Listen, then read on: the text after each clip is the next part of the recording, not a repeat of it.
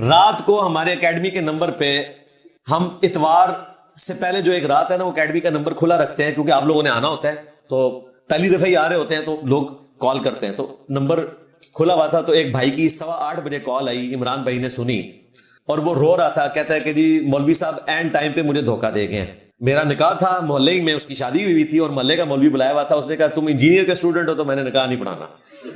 تو میں نے کہا یار تم نے اس کو کہنا تھا کہ یار آن کر اپنی واٹس ایپ ویڈیو کال، تو آن لائن آپ نے پڑھا دینا تھا. ان مولویوں کو پتا چلے کہ یار یہ کون سا ہے ایسا کوئی کارنامہ ہے جو تم لوگ کرتے ہو. یہ تو ایجاب و قبول کا نام ہے. خطبہ کوئی پڑھ دے تو اچھی بات ہے، نہیں بھی پڑھے تو نکاح ہو جائے گا اگر ایجاب و قبول گواہوں کی موجودگی میں حق مہر کے ساتھ ہے. خطبہ تو سنت ہے، اور خطبہ تو آپ لوگ جمعے کا بھی نہیں سنتے، جا کے اینڈ تے فرضی پڑھ دو نا، دو ہو جاتا ہے نا جمعہ. نکاح بھی ہو جاتا ہے. خطبہ سو یہ سنت ہے. اصل چیز جو ہے ایجاب و قبول، حق مہر اور گواہوں کی موجودگی، یہ ہے. تو خطبہ تو ہم دے دیں گے. نکاح رجسٹرار جو ہے وہ آپ کو ویسے ہی مل جائے گا، وہ تو پیسے کے اگینسٹ ہوتا ہے، جہاں سے مرضی جا کے لے لیں. تو یہ بھی ہو جاتا ہے. اور اس نے ایسی مکاری کی اس کے ساتھ کہ اسے نہیں بتایا کہ تیرے ساتھ یہ ہاتھ کرنے والا ہوں، ورنہ تم پہلے بتا دیتے. جس دن نکاح تھا 8:30 بجے نکاح تھا، 8:15 وہ وہاں آیا اور کہتا ہے میں نے نکاح نہیں پڑھانا. تو وہ پریشان ہو گیا، میں اور مولوی کہاں سے ارینج کروں گا، حالانکہ پیسے میں ہر چیز مل جاتی ہے. تو بہرحال آندہ اور کسی کے ساتھ ایسا مسئلہ ہو آپ نے اکیڈمی میں پہلے رابطہ کرنا ہے. ہاں ہم ذلیل کریں گے ان کو. اور یہ میں رجز بھی جو بھی آپ کا نکاح پڑھائے گا نا تو اس کو کہوں گا پہلے رجز پڑھ، سارے عوام الناس سنیں. میرے نبی صاحب ہے ہی کوئی نہیں، تیرے بابے تھے شاہی کوئی نہیں. کیا اولیاء اللہ سے محبت واجب ہے؟ بالکل، اللہ کی نسبت کی وجہ سے. وہ جو دعا ہے جامعہ ترمذی میں، نبی الاسلام نے خواب میں اللہ کو دیکھا جیسا کہ اس کی شان کے لائق ہے. مشکات میں 748 نمبر ہے اس حدیث کا. یہ حدیث مسند احمد میں بھی ہے، ترمذی میں بھی. اور امام ترمذی نے لکھا کہ میرے استاد امام بخاری بھی اس حدیث کو صحیح کہتے ہیں. اس میں جو نبی الاسلام نے دعا کی تھی اللہ تعالیٰ سے ڈائریکٹ، اللہم انی اسألک فعل الخیرات وترک المنکرات وحب المساکین وان تغفر لی وترحمنی واذا اردت فتنة فی قوم فتوفنی غیر مفتون. اسألک حبک وحب من یحبک. میں تجھ سے سوال کرتا ہوں اے اللہ تیری محبت کا اور ہر اس شخص کی محبت کا جس سے تو محبت کرتا ہے. وحب عملی یقربنی الی حبک. اور ہر اس عمل کی محبت مانگتا ہوں جو مجھے تیرا قرب عطا کرے. یہ وہی ہے اللہم اعنا علی ذکرک وشکرک وحسن عبادتک.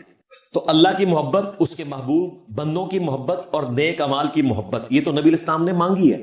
اولیاء اللہ کی محبت، اولیاء کی محبت نہیں، نہ اولیاء الشیاطین کی محبت، اللہ کے اولیاء کی محبت. اللہ کے اولیاء وہ ہوں گے جو اللہ کا تعارف کروائیں گے، بابوں کا نہیں. اللہ کے اولیاء وہ ہوں گے جو اللہ اور مخلوق کے درمیان وسیلہ، واسطہ، مبارک ہستی ہے جس کی قبر مدینے میں ہے صلی اللہ علیہ وآلہ وسلم، اس کے ساتھ جو جوڑے گا وہ اللہ کا ولی ہے. یعنی کہ میرے نبی صاحب ہے ہی کوئی نہیں، تیرے بابے تھے شاہی کوئی نہیں. ولی کی نشانی یہ ہے کہ وہ یہ رجز پڑے گا. لو آج کے زمانے میں یہ نشانی ہوگی. اور جو بابوں کا دین لے کے پھرے گا، بابوں کے نوحے پڑے گا، تو آپ سمجھ لیں کہ وہ اولیاء کا ماننے والا ہے. یہ کہتے ہیں آپ ولیوں کو نہیں مانتے، ہم کہتے ہیں جی ہم ولیوں کو نہیں مانتے، اولیاء اللہ کو مانتے ہیں. تو آپ ان کے ساتھ اس طریقے سے گفتگو کیا کریں. یہ کہنا آپ ولیوں کو نہیں مانتے، آپ کہیں نہیں ہم تو اولیاء اللہ کو مانتے ہیں. جس طرح حضرت ابراہیم نے کہا تھا کہ بڑے سے پوچھو، تو ہم اولیاء اللہ کو مانتے ہیں. اب اس کے بعد اگلی چیز نہیں کہ ولی ان کے بتائے ہوئے، نہیں، ان کو تو اولیاء اللہ ہی نہیں مانتے نا، وہ اولیاء ہے من دونہ اولیاء. اچھا ان کو بھی اللہ نے اولیاء ہی کہا ہے، من دونہ اولیاء. تو جب یہ زیادہ زور لگائیں تو آپ کے ہاں بالکل ہم مانتے ہیں، من دونہ اولیاء مانتے ہیں. اور اس کے بعد کے بزرگوں کے نام لینا شروع کر دیں. انہوں کی عربی آندی ہے جیڑے بزرگوں نے کہنے نا کہ اینو مندے ہو کو، ہاں جی بالکل من دونہ اولیاء مننے ہیں جی، بالکل من دونہ اولیاء نے من دونہ آستہ پڑھ کے اولیاء اونچا پڑھ دو تو بالکل مننے انہوں. اگر مرحوم کا قرض ادا کرنا ہو تو بہترین خرچ ان کی اولاد پر ہے یا صدقہ خیرات ہیں؟ قرض ادا کرنا ہے، قرض بھائی جس کا ہے ان کے ورثاء کو دیں، وہ آپس میں وراثت کے تحت اس کو تقسیم کریں گے. خرچ نہیں کرنا ان کے اوپر، ان کے حوالے کرنا ہے. آپ نے قرض اتارنا ہے نا.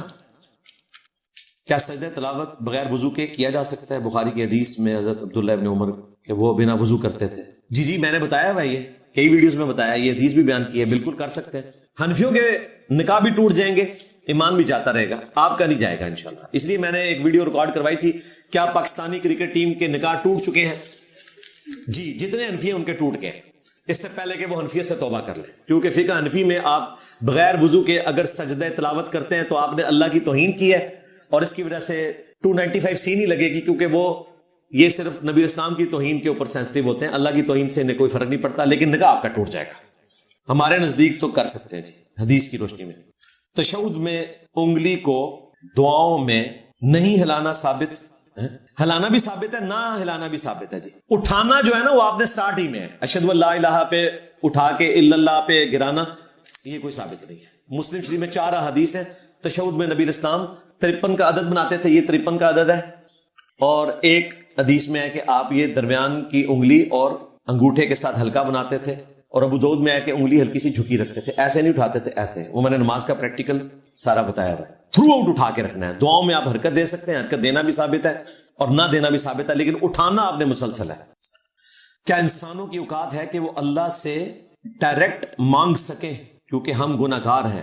تو کیا ہم نیک لوگوں، یعنی اس کا مطلب ہے کہ نیک لوگ جو ہیں ان کی طاقت جو ہے وہ اللہ سے بھی زیادہ ہے، یہ بتانا چاہ رہے ہیں؟ اسے تو یہی لگ رہا ہے کہ اللہ تعالیٰ تو گناہگار بندوں کو نہیں سنبھال سکتا، اس کے لیے بابے چاہیے سنبھالنے کے لیے۔ قرآن میں تو لکھا ہے سب سے نیک انسان اس کائنات میں اگر کوئی ہے تو وہ ہے جس کی قبر مدینے میں ہے، صلی اللہ علیہ وآلہ وسلم۔ ان سے اللہ فرما رہا ہے وَإِذَا سَأَلَكَ عِبَادِي عَنِّي فَإِنِّي قَرِيبٌ اجیب دعوت الداعی اذا دعان۔ اے میرے محبوب، جب میرے بندے آپ سے میرے بارے میں پوچھتے ہیں نا تو آپ فرمائیں میں تمہارے بالکل قریب ہوں، ہر پکارنے والے کی پکار کو سنتا ہوں جب وہ مجھے پکارے۔ سب سے بیسٹ موقع تھا کہ کہا جاتا کہ اے نبی ان سے فرماؤ کہ میرا وسیلہ بیچ میں ڈالو اللہ تک پہنچنے کے لیے۔ اگر صحابہ کرام نبی الاسلام کی موجودگی میں آپ کی تعلیمات کی روشنی میں اللہ کے بتانے پر اللہ کو ڈائریکٹ پکار رہے ہیں، اور تعلیم کون کر رہا ہے؟ نبی الاسلام، تو بابے تھے شاہی کوئی نہیں، میرے نبی صاحب ہے ہی کوئی نہیں، تیرے بابے تھے شاہی کوئی نہیں۔ پورے قرآن کا خلاصہ یہی ہے، بالکل میں آپ کو بتا رہا ہوں۔ قل انی اخاف ان عصیت ربی عذاب یوم عظیم۔ اے نبی تم فرماؤ بالفرض اگر میں بھی اپنے رب کی نافرمانی کروں، سمجھانے کے لیے مجھے ڈر ہے کہ بڑے دن کا عذاب مجھے بھی آ پکڑے گا۔ سورۃ الانعام، سورہ الزمر، سورہ یونس، 3 جگہ یہ آیت آئی ہے۔ تو مجھے بتائیں اگر نبی علیہ السلام کے ذریعے یہ کہلوایا جا رہا ہے کہ اگر انہوں نے بھی اپنے رب کی نافرمانی کی تو پکڑے جائیں گے، تو بابے تھے شاہی کوئی نہیں، میرے نبی صاحب ہے ہی کوئی نہیں، تیرے بابے تھے شاہی کوئی نہیں۔ جیسے وہ 31 دفعہ آتا ہے نا فَبِأَيِّ آلَاءِ رَبِّكُمَا تُكَذِّبَانِ، میں کہتا ہوں جی پورے قرآن کا خلاصہ یہ ایک جملہ ہے کہ میرے نبی صاحب ہے ہی کوئی نہیں، تیرے بابے تھے شاہی کوئی نہیں۔ یہ اللہ بھی کہہ رہا ہے کہ میرے نبی صاحب ہے ہی کوئی نہیں، تیرے بابے تھے شاہی کوئی نہیں، اور نبی کے ماننے والے بھی کہہ رہے ہیں کہ میرے نبی صاحب ہے ہی کوئی نہیں، تیرے بابے تھے شاہی کوئی نہیں۔ آپ سب کو سیدنا کیوں کہتے ہیں؟ رسپیکٹ کے طور پر۔ سیدنا اپنے سے بڑے کے لیے آقا سردار کے معنوں میں آتا ہے، سیدنا عمار اور جتنے بھی آپ نام لیتے ہیں، تو اس لیے سے یہ سیدنا وہ والا نہیں ہے جو آپ سمجھتے ہیں وہ اہل البیت کے لیے استعمال کیا جاتا ہے۔ سید بڑے کے لیے استعمال ہوتا ہے، سردار یہ ان معنوں میں نہیں ہے کہ ہم انہیں اہل البیت کو ہی شمار کر رہے ہوتے ہیں، اصحاب کو عزت کے لیے ہمارے بڑے۔ صحیح بخاری میں حدیث ہے، حضرت عمر کہتے تھے ابو بکر ہمارے سید ہیں جنہوں نے سیدنا بلال کو آزاد کروایا۔ قریش کا سردار ایک حبشی غلام کو کیا کہہ رہا ہے؟ سیدنا بلال۔ غلام کو، یہ آپ امیجن نہیں کر سکتے، جہاں قبائلی سسٹم میں غلاموں کی کوئی حیثیت ہی نہ ہو، اسلام ان کو یہ مقام دے کہ اسلام کے ماننے والے غلاموں کو سیدنا کہنا شروع کرتے ہیں۔ تو یہ سیدنا کا ثبوت میں نے بخاری سے دے دیا۔ حضرت عمر نے کہا کہ ابو بکر ہمارے سید ہیں، انہوں نے سیدنا بلال کو آزاد کروایا۔ یعنی حضرت عمر ایمان میں سبقت لے جانے کی وجہ سے حضرت بلال کو اپنا سید کہتے تھے۔ بڑی بات ہے، سوچ بھی نہیں سکتا کوئی اس عرب کے معاشرے میں جہاں قبائلی سسٹم اتنا سٹرانگ تھا اور سردار کی ایک بڑی حیثیت ہوتی تھی۔